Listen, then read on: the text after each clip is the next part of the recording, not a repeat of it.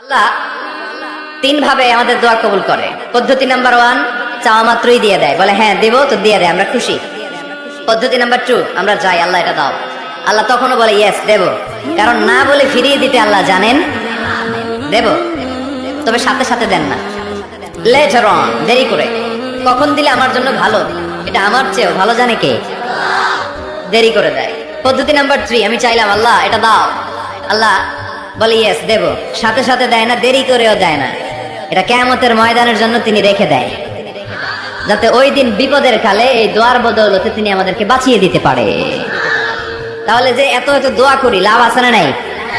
হয় সাথে সাথেই কবুল, নয় কিছু সময় দেরি করে কবুল, তা না হলে আখেরাতের অ্যাকাউন্টে আমাদের জন্য ব্যালেন্সে রেখে দিয়েছে কে? এজন্য আজকের এই ফরিদপুরের মাহফিল তখনই সার্থক হবে যখন আমরা এই সিদ্ধান্ত নিতে পারবো যে আমরা চাইবো একজনের কাছে, তিনি কে, এবং